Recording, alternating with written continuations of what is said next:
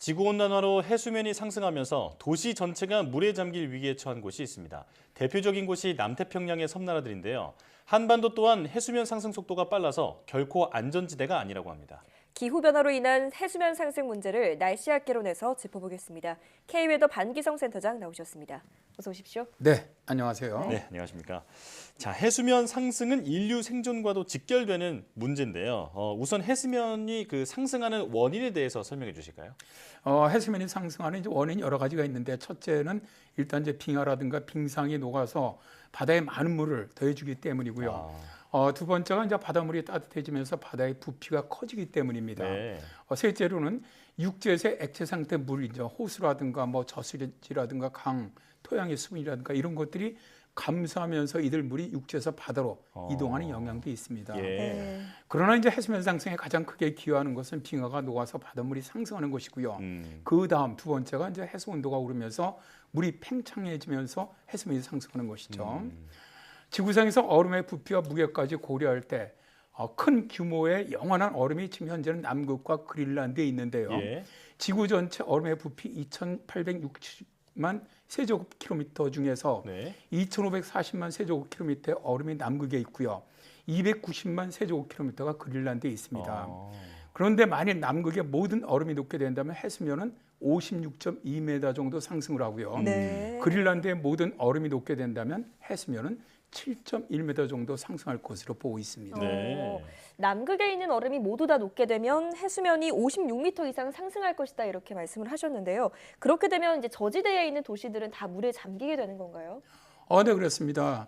2021년 12월 21일에 미 해양대기청 보고서를 보니까 미국에서는 인구의 거의 40%가 해안 지역에 살고 있는데요.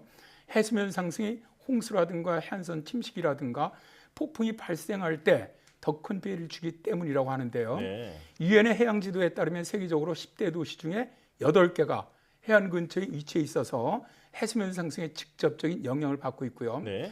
전 세계 해안선을 따라 형성된 도시들에게 상승하는 바다는 지역 일자리와 지역 산업에 필요한 어떤 이런 기반 시설을 위협을 합니다.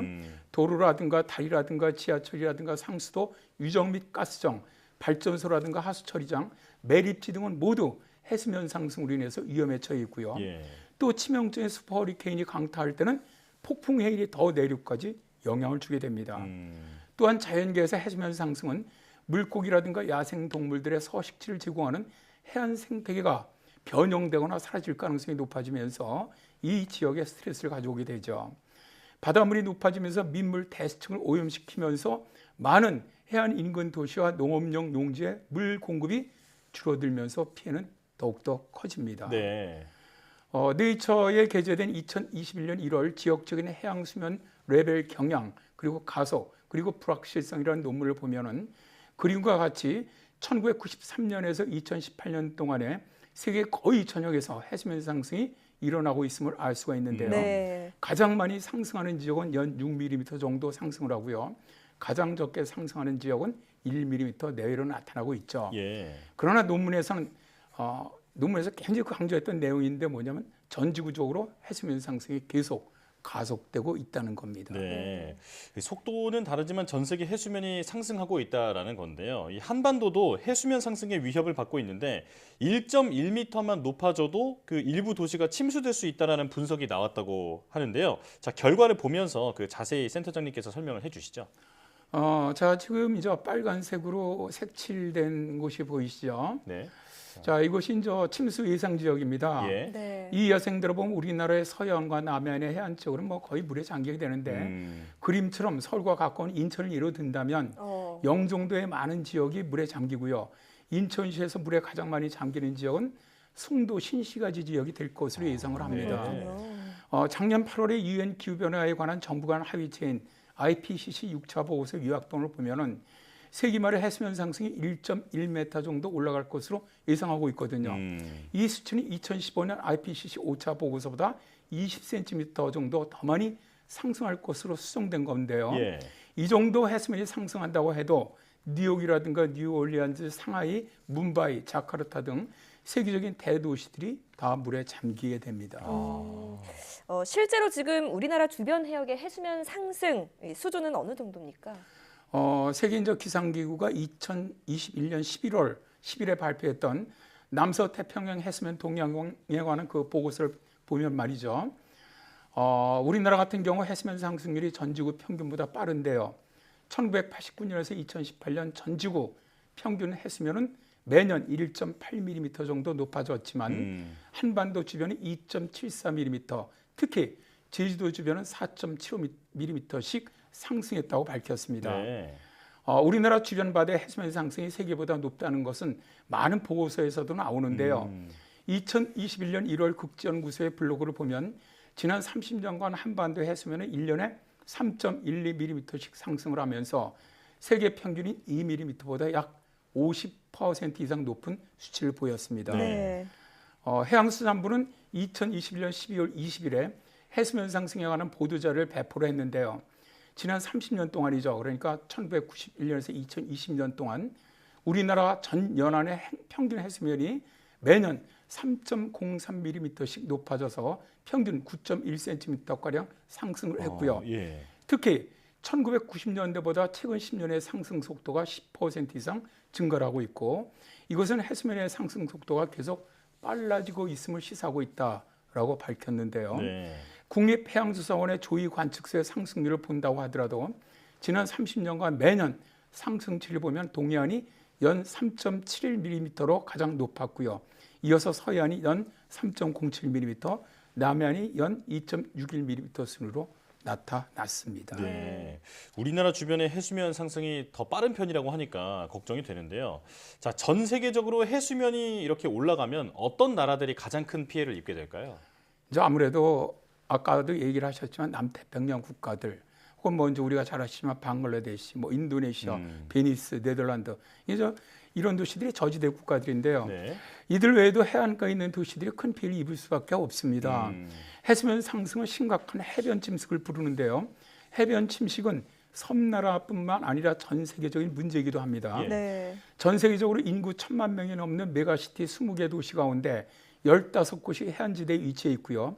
250만 명 이상의 인구를 가진 중대형 도시의 65%가 바닷가 옆에 위치해 있습니다. 예. 그리고 10억 명이 해발 10m 이하에서 생활하고 있는데요. 이렇게 많은 사람들이 해수면 상승에 직접적인 영향을 받게 된다는 것이죠. 섬나라의 예를 좀 더 들어보죠. 해수면 상승은 먼저 섬을 황폐시킵니다. 예. 네. 바닷물의 범람으로 저지대가 침수되고 지하수에는 염분이 스며들면서 사람이 마실 수가 없게 되고요. 파인애플이라든가 바나나 같은 농작물을 수확하기도 어려워집니다. 그러니까 섬이 바닷물에 가라앉기 이전에 이미 사람과 농작물이 갈증으로 먼저 죽을 수도 있다는 겁니다. 예. 역시나 인간의 생존과 안전에 직결되는 문제라는 거군요. 자, 그렇다면 해수면 상승을 막기 위해서는 우리가 어떤 노력을 좀 하면 좋을까요?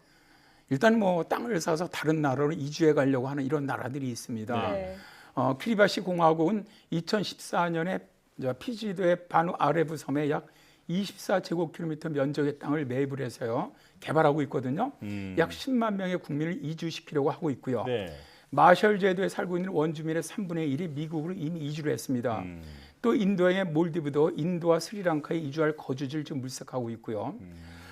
이렇게 이제 해수면 상승이 원인이 되면서 현재 인도네시아의 수도인 자카르타가 수도 이전을 준비 중에 있고요. 예. 이탈리아의 베니스 같은 경우는 해수면 상승으로 인한 침수를 막기 위해서 1980년대 초에 모세 프로젝트를 계획을 해서 작년에 수문 70개를 설치가 이제 완전히 끝났습니다. 네. 홍수나 해수면 상승 시 바닷물 유입을 막겠다는 것이죠.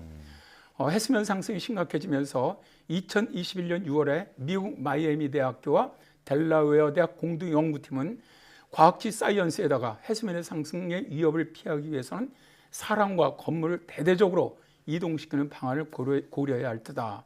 이렇게 주장을 했는데요. 예. 현과 침수 등에 대비해서 질서 있는 대규모 이주 계획을 마련하자는 것이죠. 대규모 이주 외에 기후변화에 대항하는 방어 행위죠. 물에 뜨는 부식 정착지를 짓거나 폭풍을 막을 수 있는 제방을 쌓거나 도시의 땅 높이를 높여서 공중 정원식 거주 공간을 만드는 방법도 과학자들이 제안하는 방법입니다. 예. 그러나 사실 가장 중요한 것은 기후변화를 저지하기 위해서 탄소 중립으로 빨리 가야 한다는 것. 우리가 모두가 좀 알았으면 좋겠습니다. 네. 결국은 지구촌 모두가 함께 이 문제를 해결해야 한다라는 말씀이시군요. 자, 여기까지 듣겠습니다. 날씨학개론 박기성 센터장과 함께했습니다. 고맙습니다. 네, 감사합니다.